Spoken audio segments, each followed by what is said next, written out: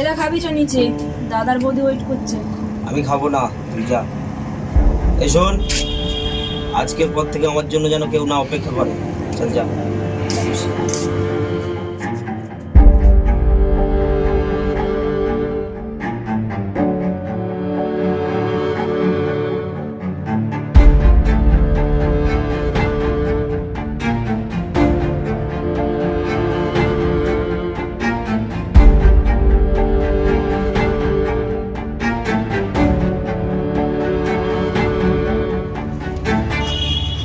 আগে তো একটা দুটো সিগারেট খেতিস, এখন তো পুরো প্যাকেটের উপর প্যাকেট শেষ করছিস।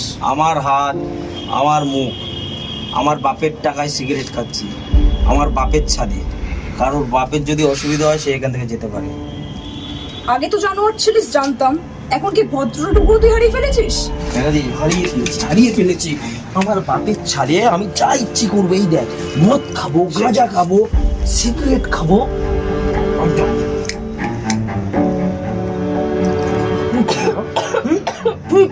তুই কে বলা?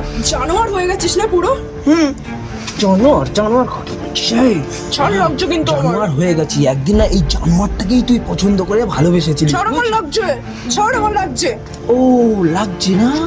হ্যাঁ লাগবেই তো। এখন আমি হাত দিলে তোর তো লাগবে, কারণ তুই তো অন্য জনের বউ না। লাগবে। তুই চলে যা আমার চোখের সামনে থেকে। চলে যা।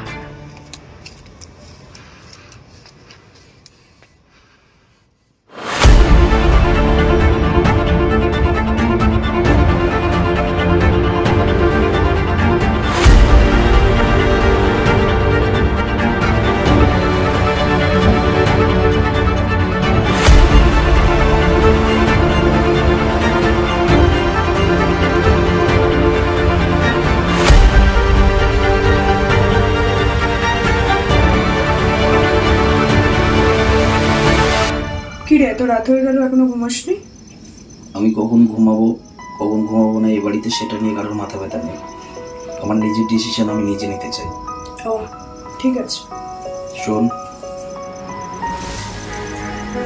তোর সঙ্গে একটু কথা বলতে পারি? আরো কিছু বলার বাকি আছে তোর? হ্যাঁ বল। আমি আর সিগারেট খাবো না। ভালো তো। আমার যত রাগ, যত বদ অভ্যেস, সব কিছু না ছেড়ে দেবো। এইসব কথাবার্তাগুলো তুই এখন বলছিস কেন?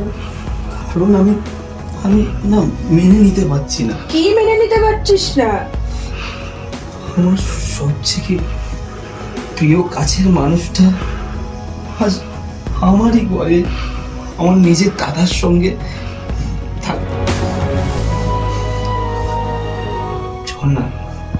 চল না আমার চলে যাই। আমার বুকের ভিতরটা না ফেটে যাচ্ছে। আমি এগুলো সহ্য করতে পারছি না।